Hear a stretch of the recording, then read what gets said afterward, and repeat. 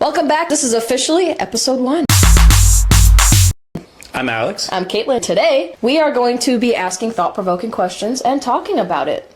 First question is, if you had the chance to go back in time and change one thing, would you do it? And how do you think that would change the trajectory of your present life? I probably would have stuck through with college the first time around. I went right out of high school, and at the time I was working customer service-based jobs that required me a lot more. So I did school part-time, was doing work. I ended up getting promoted at work, and it was just too much, so I dropped school. Now I'm like 10 grand in debt. I wish I stuck it out, went through, and then I could actually have a stable career right now. If I never dropped out, I probably wouldn't have never been a pharmacy technician like I am now. Did you know like what you wanted to do when you first got into college, or did you just want to get like an associate's? I wanted to get an associate's with like a general education, like a science degree or business. I didn't really know what I wanted to do, but I know a lot of the time jobs and stuff like that require that higher education. So I wanted to have something, but now that I am going back to school and I'm going for human resources and business, now I know that's what I want to do, but I wish it just didn't take me, 10 years of my life to figure that out of working various jobs. I'm in the same boat because I went into community college right out of high school and I ended up dropping out after a year. Because I was living on my own and I was, paying my own bills and going to school and working full time, and I was like, I can't do this. Prioritizing work more made more sense being younger, but now I'm like, hey, I probably should have did school more and prioritized that. Yeah, we did. So like it was just insane to like not have to do it, but like some people are like recommend to put like 5-10 grand down, and for these jobs that only pay 15, 16, 17 an hour, how are you ever going to afford that without going to school and being in debt? And it's just like this, and then you're even more in debt because you're in school. And then you buy a house, then you have a house payment plus building fee, like maintenance fees to your house, property taxes, the school loan, you have all this stuff. So it's just like a revolving, it feels like adult life is just like, how do you manage your debt the best? Yeah, that is so true. It's like, how do you figure out like, okay, so I'm going to pay this minimum payment and then, maybe do $2 more. You're going to be in debt no matter what. Yeah. So just figure out how to navigate it the best. Yeah. So like, you know what? Let's just charge up those credit cards, go on vacation. Let's open 4 credit cards, Yeah. Try this one. We'll pay them in 30 years, maybe. Garnish my wages. How would it change your life? This is very depressing. I think I would change my mom getting sick. Her dying really kind of set the stage for how my life turned out. Yeah. It would change because if she was still alive, then I wouldn't be here. And I would have better relationships with my siblings and most of my family, probably, for that matter. And I probably would have also gotten through school, like stayed in school. I think I'd be in a totally different place right now. Right. Oh, next question. A little on the lighter side. If you had 24 hours to spend $5 million, and if you didn't spend that amount of money in that allotted time, you were in debt to that amount, how would you use the money? I would pay off a lot of the debt I already have. And that, college. Honestly, I would probably spend a lot of that money on like setting myself up financially, maybe upgrading my house or buying a better house or buying reliable cars. So you agree, your Jeep is not a reliable car? No, hold on. The Jeep, it's fun. It might not be reliable, but it's fun and it looks badass. So that's where I'm going with that. Putting that money in like a 401k account, I'd spend that money in like just investments, traveling quite a bit, but I would, set myself up so then that way I don't have to worry about, retirement or worry about things for quite a while, and I could just coast, Yeah, but I don't think that would cover $5 million. So what else would you do with it? Honestly, I don't think I could spend $5 million anyways. So you'd rather be $5 million in debt? It's 24 hours. It doesn't matter. If you don't spend the entire $5 million, you are $5 million in debt. How would you spend for the $5 million then? Because I can't think of like a way to spend $5 million in 24 hours. This is easy. Pay off the house. Pay off my fiance's parents' house. Pay off our car. Pay off his car, or my car, his sister's car, his parents' car, right? We could buy a bigger house, but I don't know. I really like my house. I don't think I would move. But I would definitely get a new car. Okay. My car is like But you said it was squeaking. It's squeaking. Early. Yeah, I'm like 2 weeks out from going on my trip, and now my car's making funny noises. Of and course, I was like, that's I can't. This is how ridiculous. It has to happen, right? I would want to donate a lot of it. I know it sounds really cheesy. Everybody says, "Oh, if I had a lot of money, I would donate it." But no, I seriously would, because growing up, I struggled a lot with money. One thing I really want to do is pay off school lunches, go to schools and see what the negative balance is and pay that. $5 million would take care of a lot of kids. Oh yeah, for years. Of course. No, that's still a lot of money to try to cover. I think I would definitely try to find a lot of like charities. But like let's say like even with yours, you spend, let's say like even $1 million, right, to take care of you and your family and your fiance's family and all that. You would still have $4 million. That could make such a difference in so many children's lives, and people just don't really care. Yeah, or even cancer research. Yeah, like or children's something. cancer research or children's hospitals. Children are the future. I mean, if you don't take care of them now, then there is no future. Right. They're going to be our future doctors, our lawyers, our politicians. So why not give them that education and the access they need to make their lives better? Yeah. Have you ever seen like those YouTube and TikTok videos where there's people that just go around to like grocery stores and they just randomly gift people like $5,000? Like they go to a grocery store and they're like, "Hey, I haven't been in a grocery store when that happens." They're like, "Hey, will you buy this formula for me?" And if they're kind enough to do it, there's like $5,000 inside the can. Yeah. Like that'd be kind of fun, you know? Yeah. But not film it, because I think you don't have to film your kind gestures. You can just be kind. And that's my problem with a lot of that like kindness content too, is like they film it for the views, and like if like, is it real though? Is like, do I give you the money and then ask for it back? Exactly. Or are you actually keeping it? Because I saw on social media about someone recently who like bought all these clothes and like they're gonna donate, and then they went around and returned it, and they just sold it for the content. Yeah. Oh, that's fucked up. Yeah. So I was like, what the hell is this? Like, if you're gonna do something, just do it out of act of kindness, not for the view or money. Don't make it public. If you want to tell someone like, "Hey, you could donate here," sure, that's fine. Why do you want the attention? Yeah, like, exactly. why do you want the attention for being kind to somebody? Because like when I see those videos of people that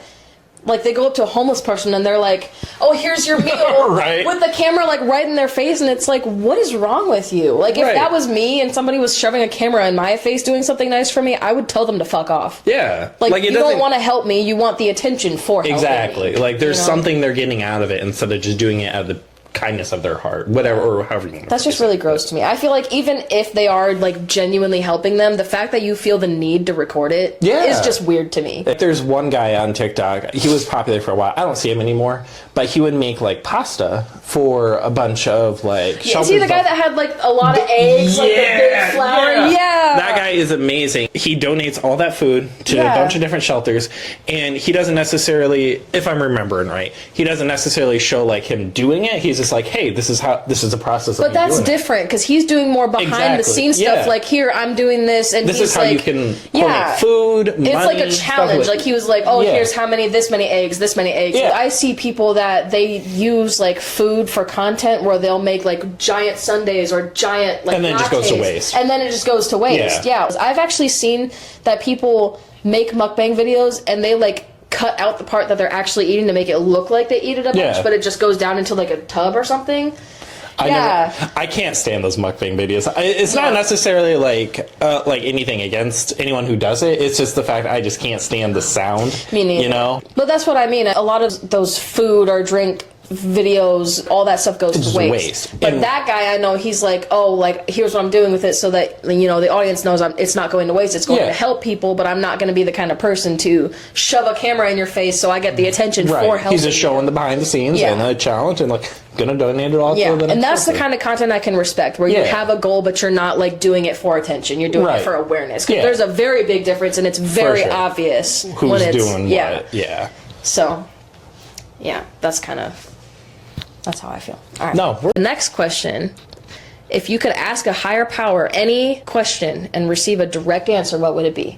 That's a tough one, because there's like 1,000,001 things I want to know. The main thing I would want to know is not necessarily if there's an afterlife or anything like that, but what is it like after death? Where do we go? Do we actually have a soul? Does it transcend? Does it, go to heaven or hell? Like, what's afterlife like? Am I just going to be chilling, or am I just going to be doing all these? Am I going to be conscious? Like, am I going to know, or am I just like, is my soul like separate from me? Yeah, like, or am I just going to be like floating around and just like I'm going to be a ghost scaring people? Do I stay here, but like in ghost form? Can I haunt my friends? Yeah, or right. Can I haunt my enemies? Right. Death really trips me out. I spent so many years being so scared of death, because the idea of not existing anymore It's scary. is like unfathomable. You can't like comprehend it. People compare it to like you didn't know anything before you were born, and that's exactly how death is. Yeah. And that's just really hard to wrap my head around. Yeah, I also want to know, like, how is it like to die? You know what I mean? Yeah. I know that's weird, but It's also, like morbid, but like it's true. Like yeah, you like, wonder. what is the process? Like, I've heard some people be like, well, it's like a warm feeling or cold feeling. Like, what is it like just to sit there and perish? Like, for people who die from, like,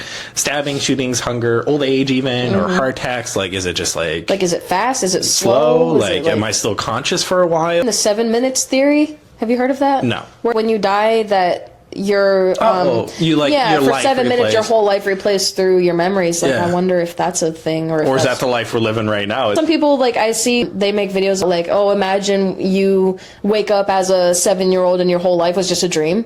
That Like would be stuff like that. insane. Like, I wonder if that's what it's like when, like, your last. I would know where to invest my money, at least. I'd be the smartest 7-year-old there is. I would ask a higher power how everything got its start. Yeah. And then I would follow it with why.